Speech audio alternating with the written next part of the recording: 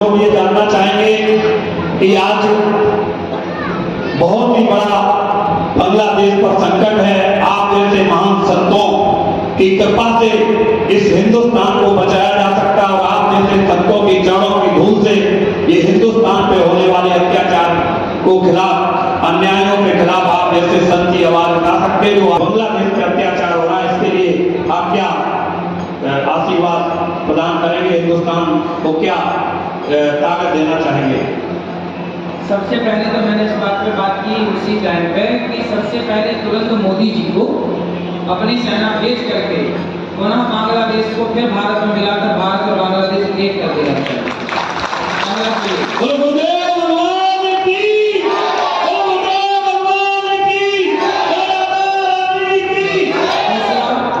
दूसरा ये काम करना चाहिए कि भारत की अपनी बेटियों को हम सभी उस दिन के लिए ना बैठे रहे कि हमारे घर में आतंकवादी घुस आए और हम तब लाठी ढूंढते रहे कि भैया कहाँ रखी है।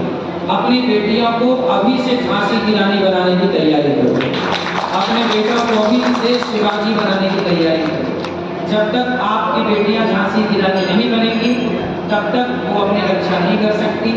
कल को भगवान ना करे भारत पे संकट आया तो कहाँ जाओगे? देखो, बांग्लादेश से खदेड़े गए तो भारत आए, पाकिस्तान से खदेड़े गए तो भारत आए, कश्मीर से खदेड़े गए तो दिल्ली और मुंबई आके बसे।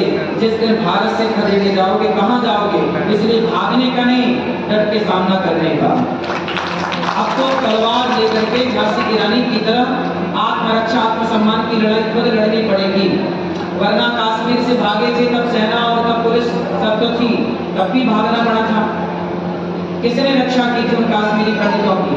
इसलिए समय के साथ चलना चाहिए और समय की मांग है कि हम सबको इन आक्रांताओं से बचने के लिए अपनी बेटियों को, अपने आप को, अपने परिवार को केवल डिग्रियों से ही नहीं, हमारी दुर्गा, हमारी काली, हमारे शंकर जी कोई भी मंदिर में जाओ बिना अस्त्र शस्त्र के नहीं।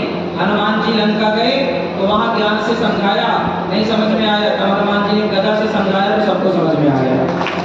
जब तक गीता से समझाया तो गीता पूरे रणभूमि में गीता की भाषा केवल अर्जुन ने समझी, बाकी सबने गांडीव की भाषा समझी।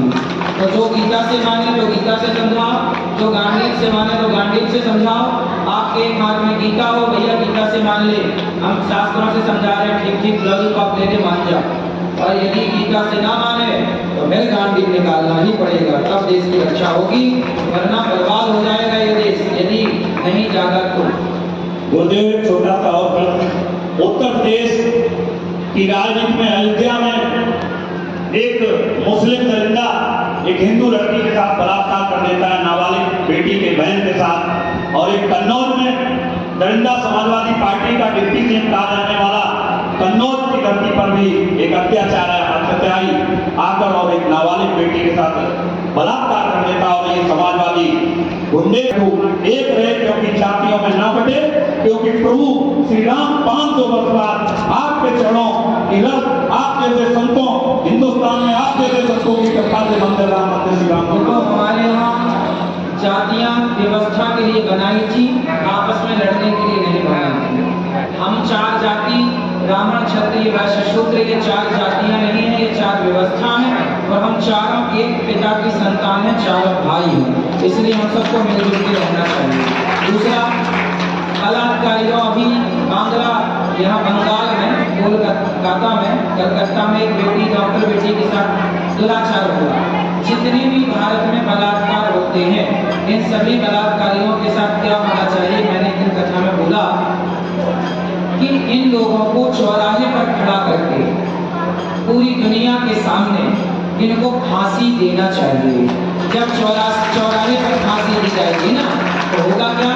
होगा ये कि लोगों के अंदर डर पैदा हो, अरे हमें नहीं करना ऐसा काम, वरना हमारे साथ। अभी क्या हुआ, वो डॉक्टर बहन जो थी ना कोलकाता की, उसको चश्मा लगाती थी, उसको थोड़ा कम दिखता रहा होगा, तो इस दरिंदे ने पहले उसकी चश्मे पर वार किया तो उसका कांच फूट के उसकी आंखों में घुस गया, उसके आंखों से खून गिर रहा और वो दरिंदा उसके साथ बलात्कार कर रहा। वो कैसी चीखी होगी, कैसी चिल्लाई होगी, कैसे आत्मरक्षा के लिए गुहार लगाई होगी, लेकिन उसने एक ना सुनी।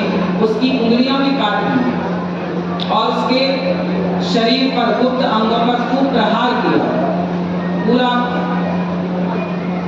दरिंदे की तरह प्रहार किया, राक्षसों की तरह उसने व्यवहार किया। ऐसे लोगों के साथ जानते हो क्या करना चाहिए? ऐसे लोगों को ना सरकार अभी केस चलेगा 2-4 साल बाद कि चलो इसे उम्र कैद दे दो, काहे उम्र कैद दे दो? ऐसे लोगों को उम्र कैद नहीं, पर ऐसे लोगों को फांसी कमरे के अंदर नहीं, ऐसे लोगों को पहले चौराहे में खड़ा करके उसकी भी आंखें फोड़ी जाए, उसकी भी उंगलियां काटी जाए, जैसा व्यवहार उसने किया वैसा ही किया जाए और चौराहे पर किया जाए और चौराहे पर फांसी दी जाए, ताकि पूरा देश देखे कि भाई ऐसा करने का ये परिणाम है, ताकि कोई कभी किसी बहन बेटी की तरफ आंख उठाकर ना देख सके। जब तक ये व्यवस्था नहीं होगी तब तक बलात्कार नहीं रोकेगी। बलात्कार रोकना है तो जैसा उसने अपराध किया है वैसे ही उसके साथ हो, उसने आंखें फोड़ी तो उसकी भी आंखें फोड़ी, फिर उसे फांसी।